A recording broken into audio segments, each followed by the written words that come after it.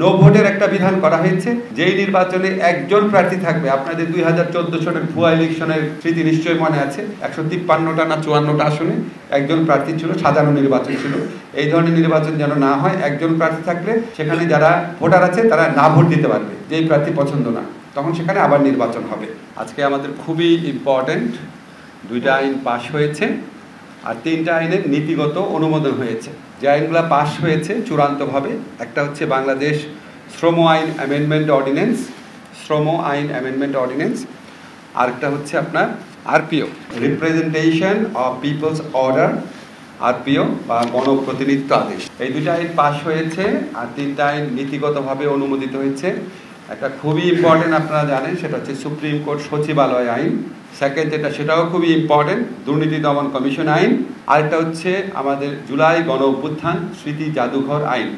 Last 3টা আইন নীতিগতভাবে অনুমোদন হয়েছে, আরেকটু আমাদের ডিসকাশন করতে হতে পারে। চূড়ান্ত অনুমোদনের জন্য আবার উপদেষ্টা পরিষদে তোলা হবে। চূড়ান্তভাবে যে আইনটা অনুমোদন হয়েছে, এটা খুবই যুগান্তকারী একটা আইন আমি বলবো, বাংলাদেশ শ্রম আইন অ্যামেন্ডমেন্ট অর্ডিন্যান্স। এখানে আমাদের শ্রমিকদের স্বার্থ রক্ষার জন্য, তাদের কল্যাণে অনেকগুলো পদক্ষেপ নেওয়া হয়েছে।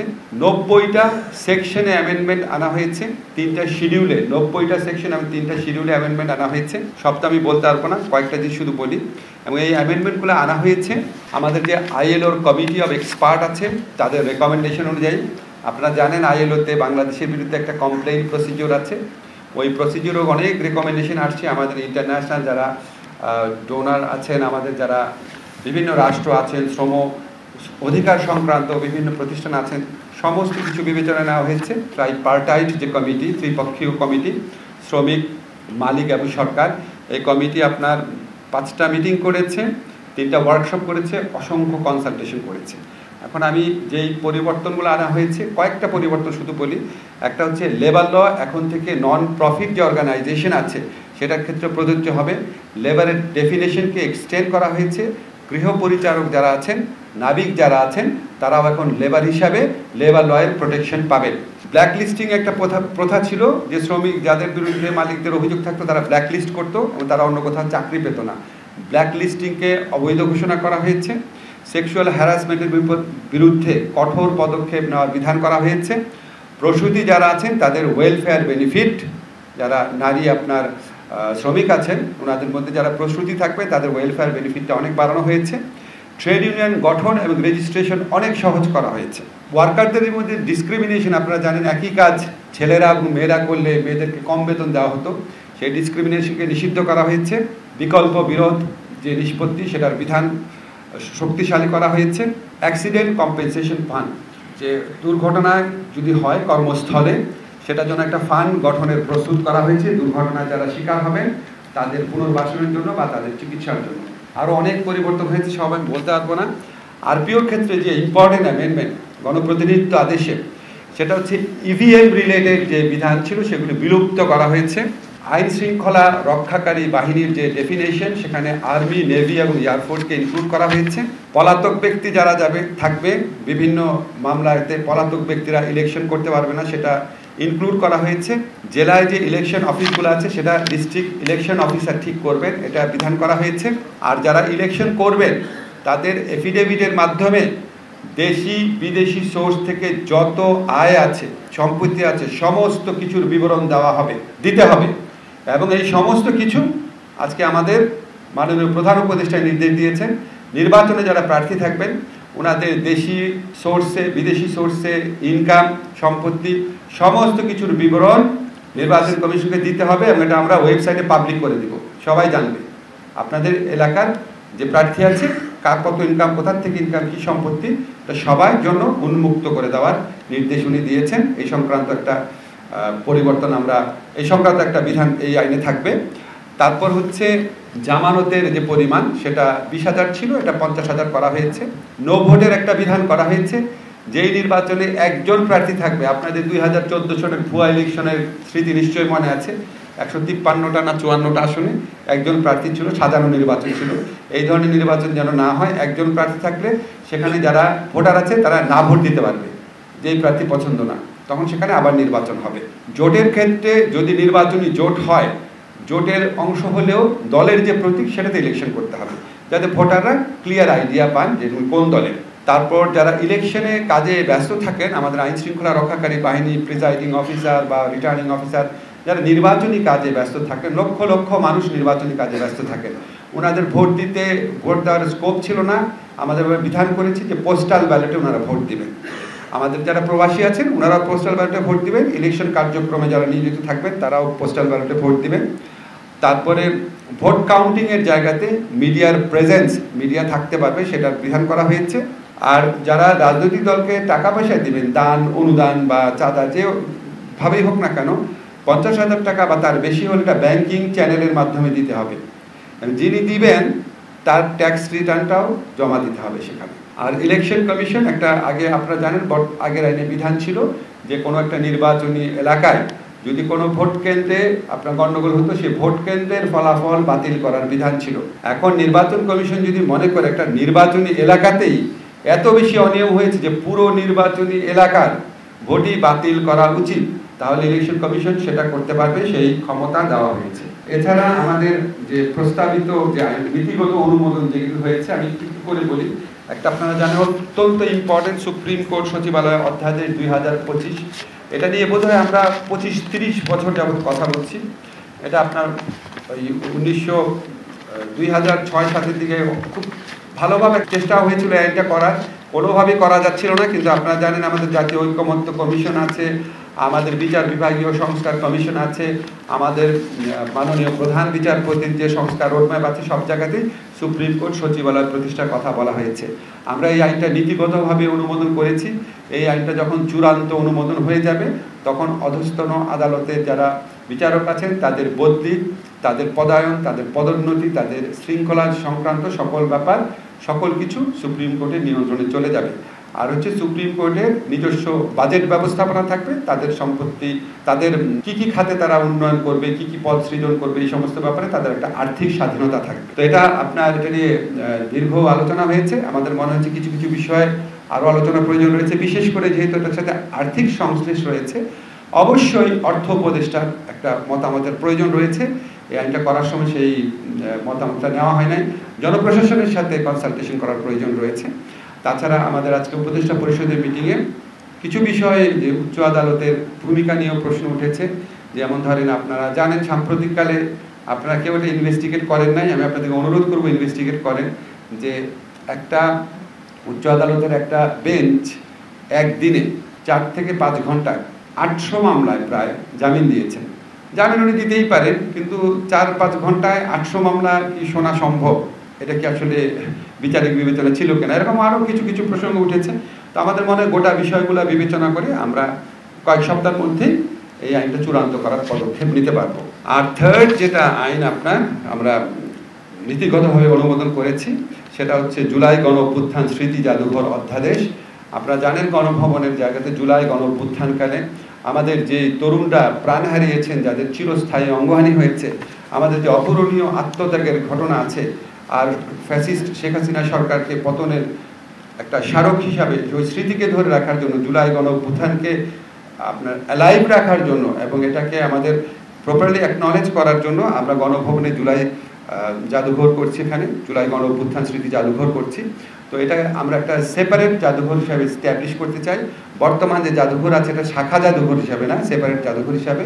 তো সেখানে লোকবল লাগবে, আর্থিক সংশ্লেষ আছে, সেই জন্য আরও একটু আলাপ আলোচনা প্রয়োজন রয়েছে।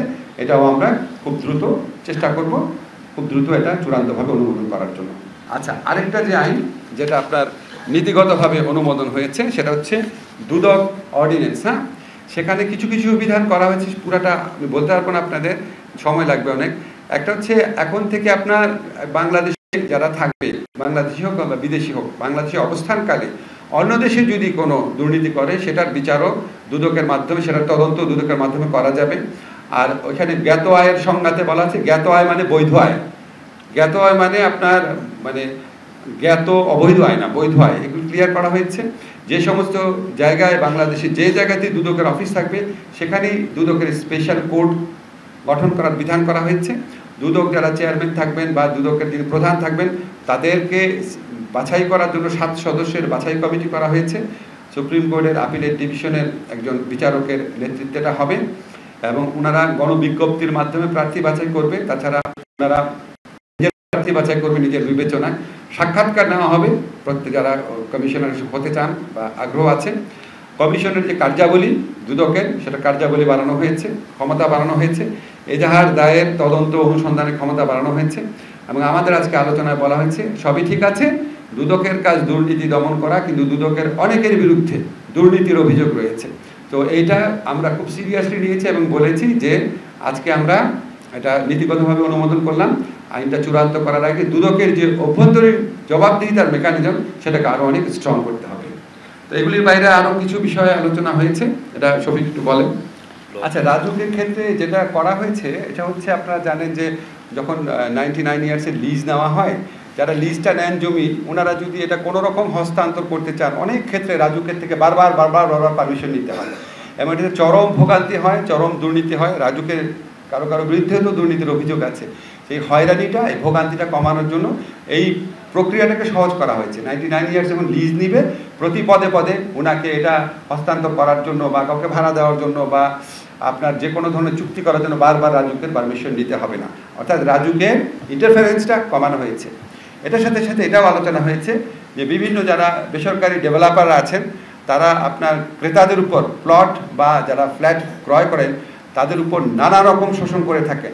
যে একটা দামে হয়তো প্লটটা বিক্রি করে দিলেন বা ফ্ল্যাটটা বিক্রি করে দিলেন, ওই ফ্ল্যাট আবার আরেকজনের কাছে যখন বিক্রি করতে যায় তখন তাদেরকে আবার টাকা দিতে হয়, একটা নির্দিষ্ট অঙ্কে বিক্রয় মূল্যের অংশ দিতে হয়। আপনারা জানেন যে এই দেশে বড় বড় যারা ভূমিদস্যু আছে তাদের বিরুদ্ধে ব্যাপক অভিযোগ আছে এই ধরনের, এবং তারা ফ্ল্যাট মালিকদের উপর নানান ধরনের নতুন ট্যাক্স কার্ড বিভিন্নভাবে অর্থ আদায় করেন, একটা মাফিয়া রাজ্য প্রতিষ্ঠা করেন কোনো আপনার ডেভেলপারদের বিরুদ্ধে, বা আমরা যাদেরকে ভূমিদস্যু বলি তাদের বিরুদ্ধে এই ধরনের কমপ্লেন রয়েছে।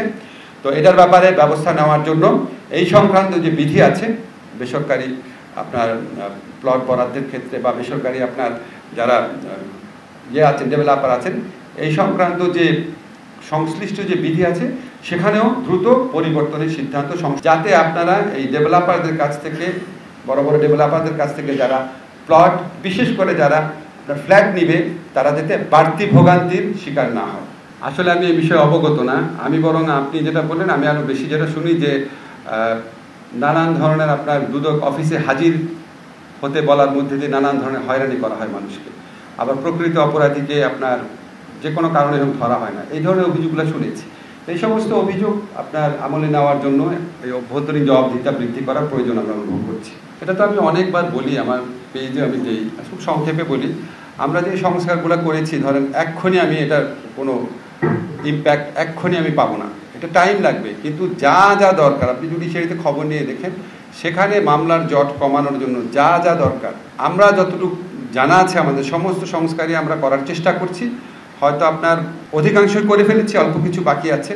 সিআরপিসি, সিপিসি অ্যামেন্ডমেন্ট করেছি, তারপরে লিগালের অধ্যাদেশে অ্যামেন্ডমেন্ট করেছি, আপনার জজ কোড, তারপরে ক্রিমিনাল কোড আলাদা করে দিয়েছি, স্পেশালি ট্রায়াল করবে এরকম ডেজিগনেট করেছি। নিম্ন আদালতে বিচারক যে কর্মচারী আপনারা জানেন তাদের ব্যাপারে, নিয়োগের ব্যাপারে অনেক দুর্নীতি হয়, এটা জুডিশিয়াল সার্ভিস কমিশনের কাছে দিয়ে দিয়েছি। যা জানা আছে করেছি। তারপরও যে যখন সাজেশন দেয় আমরা যাওয়ার আগে যতটুকু পারি করে যাব। আপনি দেখবেন পৃথিবীতে অনেক দেশে অসাধারণ সব আইন আছে, আমাদের পরিবেশ আইন দেখবেন অসাধারণ আইন, পরিবেশে কী অবস্থা দেখতেই পাচ্ছেন। তো আমরা আইন করে দিয়ে যাব, এখন আইন করে দিয়ে কিছু প্রাতিষ্ঠানিক সংস্কারও নিব আমাদের অল্প সময় যতটুকু সম্ভব। এখন এটা যদি আপনার সত্যিকার অর্থে পরবর্তীকালে নির্বাচিত যে সরকার আছে ওনারা যদি এই সংস্কার কার্যক্রমকে আন্তরিকভাবে এগিয়ে নিয়ে না যান, তাহলে আমরা কাঙ্ক্ষিত সুফল পাবো না। এটা নিয়ে আলোচনা হয়নি, আমরা এগুলো তো সিরিয়াসলি নেই না। দুইটা দল বলে নাই ভাই, আপনি ভুল করছেন, তিনটা দলই বলেছে। তিনটা দলই বিভিন্ন, ওনারা কিছুদিন পর এই ধরনের কথা বলেন, কিন্তু আমাদের সবার সাথে ওনাদের এত আন্তরিক সম্পর্ক, আপনি যদি দেখতেন আপনারা অবাক হয়ে যেতেন। তা আমরা মনে করি এটা হয়তো রাজনৈতিক কৌশলের অংশ, বা হয়তো জেনুইন কনসার্ন আছে। তো আমার কাছে আমরা এগুলি নিয়ে নিজেরা কথা বলে আর ভাবি যে আসলে ওনারা কি বলতে চান। আমাদের উপদেষ্টা পরিষদে যারা আসছেন, প্রধান যে তিনটা স্টেক হোল্ডার আছে, বিএনপি, জামাত, এনসিপি মানে তখনকার ছাত্র নেতারা, ওনারা প্রত্যেকের ব্যাপারে ওনাদের সম্মতি ছিল, এটুকু আমি জানি। প্রত্যেকের ব্যাপারে ওনাদের সম্মতি ছিল, এটুকু আমি জানি। এবং আমি যখন ওনাদের সাথে কথা বলি তখন মনে হয় আমাদের কার্যক্রমে ওনারা খুবই খুশি আছেন। অ্যাটলিস্ট বিএনপি আর জামাতকে মনে হয় খুবই খুশি আছেন মনে হয়। তারপর মাঝে মাঝে এই ধরনের দাবি করেন, তো আমরা এটা নিয়ে বিচলিত না। আমরা আমাদের দায়িত্ব শেষ করে যত তাড়াতাড়ি যেতে পারি বাঁচবো, এরকম একটা অবস্থায় আছে। উপদেষ্টা পরিষদে কারো উদ্যোগ দিয়ে কোনো আলোচনা হয় নাই। উপদেষ্টা পরিষদে এই অর্ডিন্যান্সের মধ্যে যে বিধান আছে সেটা নিয়ে আলোচনা হয়েছে, এটার মধ্যে আপনি যেগুলি বলবেন সেই উদ্যোগগুলো আসে নাই। আর যেহেতু এটা ড্রাফট, এই জন্য আমি খুব স্পেসিফাই করে কিছু বলছি না। আমরা চেষ্টা করছি এটাকে সর্বোত্তমভাবে সর্বোত্তম এবং সবার কাছে গ্রহণযোগ্যভাবে একটা আইন করার জন্য আর কি। এটা অনেক বড় একটা চ্যালেঞ্জ, আপনারা জানেন। এটার চেষ্টা কত বছর যাবৎ হচ্ছে, এটা কথা কতদিন যাবৎ বলা হচ্ছে। তো আমরা সব দিক বিবেচনা করে একটা ভালো আইন করতে চাই দেখে এটা নীতিগত অনুমোদন দিয়েছে, আর একটু আলাপ করে তারপর চূড়ান্ত অনুমোদন দেওয়া হবে। কমিশন আছে একটা, ওই নীতি নির্ধারণের ব্যাপারে দেখার জন্য কমিশন আছে একটা। Difficult question. এখন এই ধরনের পরিস্থিতিতে মতামত সব বিষয়ে একটু কম দেওয়াই ভালো। আপনারা জানেন আমি একটা মতামত দেওয়ার জন্য একটা খুব আকর্ষণীয় একটা ব্যক্তিত্ব ছিলাম, কিন্তু এখন আমার পক্ষে সব বিষয়ে মতামত সবসময় দেওয়া উচিত না। আমরা আশা করব ইলেকশন কমিশন এই বিষয়টা দ্রুত রিজলভ করে যেন। এখন আপনার তো একটা মামলা হয়েছে, আপনি জানেন। অরিজিনাল যে আপনার 116 ছিল 1972 সনের সংবিধানে, সেটাকে রেস্টোর করেছে হাইকোর্ট। এটার বিরুদ্ধে আবার আপিলের ডিভিশনে যাওয়া হতে পারে। তো আমরা আপনার বর্তমানে যেহেতু আপিলের ডিভিশনে যাওয়া হয়েছে, আমরা বর্তমানে সংশোধিত যে 116 আছে সেটার আলোকেই ড্রাফটটা করেছি। চূড়ান্ত অনুমোদন হওয়ার আগে যদি আবার আপিলের ডিভিশনে কোনো রায় আসে তখন সেটার আলোকে সংশোধন করব। আমরা সাংবিধানিক বাধ্যবাধকতা বা সাংবিধানিক অবস্থাটার প্রতি সচেতন থেকে পরিবর্তনগুলো করছি। বিচার বিভাগে দুই ধরনের কর্মকর্তা থাকে, হ্যাঁ। একটা আইন মন্ত্রণালয়, এক হচ্ছে যারা অধস্তন আদালতের বিচারক, রাইট। আর হচ্ছে মন্ত্রণালয়ে অনেক বিচার বিভাগ কর্মকর্তা আছেন, সলিসিটর উইংয়ে আছেন, অপিনিয়ন শাখাতে আছেন, এমনকি সাব রেজিস্ট্রার আইজিআর অফিসে আছেন, আইন কমিশনে বিচার বিভাগ কর্মকর্তারা আছেন, প্রশাসনিক দায়িত্ব পালন করেন, নির্বাচন কমিশনে আছেন, দুদকে আছেন, বহু জায়গায়, পার্লামেন্ট আছে, বহু জায়গা আছে। তো একটা হচ্ছে যারা বিচারকের দায়িত্ব পালন করেন আইন মন্ত্রণালয়ে, তারা এই অধ্যাদেশটা হয়ে গেলে তারা সুপ্রিম কোর্টের আন্ডারে চলে যাবে, তাদের বদলি, পদোন্নতি ইত্যাদি। কিন্তু যারা বিচারিক কার্যক্রম করেন না, প্রশাসনিক কার্যক্রম করেন আইন মন্ত্রণালয়ে, তারা আইন মন্ত্রণালয়ের আন্ডারেই থাকবে। এটাই স্পিরিট। পৃথক সচিবালয় গঠনের সব দেশে এটাই হচ্ছে স্ট্যান্ডার্ড প্র্যাকটিস। বাংলাদেশের সিটিজেন বাইরে থাকলে, বাংলাদেশের সিটিজেন, আপনি বাংলাদেশে, ধরেন আপনি বা আমি বা আপনি যদি এমন কোনো অপরাধ করে যেটা আমেরিকায় সংগঠিত হচ্ছে, মানি লন্ডারিং বা যে কোনো পদ্ধতি হোক, তাহলে তো আমার বিচার করতে পারবেই। বাংলাদেশে অবস্থানরত বিদেশি নাগরিক, তাদের দুর্নীতির ক্ষেত্রেও দুর্নীতি দমন কমিশন তাদের এখতিয়ার রাখবে। বাংলাদেশে অবস্থানরত বিদেশি নাগরিক। না ভোটের বিধানটা আগে যে না ভোটের বিধান ছিল ওইটা না, কিন্তু না ভোটের বিধানটা আপনি কারেক্ট প্রশ্ন করেছেন। এখন শুধুমাত্র যে সমস্ত সংসদীয় এলাকাতে একজন প্রার্থী থাকবে, শুধুমাত্র সেখানে না ভোট হবে। একজন প্রার্থী, আমরা চাই না বিনা প্রতিদ্বন্দ্বিতা কেউ ইলেক্টেড হয়ে যাক। আপনাদের জন্য সুযোগ থাকে বলার যে না তোমার আমরা চাই না। পলাতক হচ্ছে আদালত যখন পলাতক ঘোষণা করে, আপনি আদালত যেদিন আপনাকে আসতে বলছে সেদিন যখন আপনি আসছেন না, তারপর পত্রিকাতে একটা বিজ্ঞাপন দিল, তারপর আপনি আসছেন না, আদালত আপনাকে পলাতক ঘোষণা করবে। সেটা বিচার চলাকালীন সময়ই পলাতক হয়।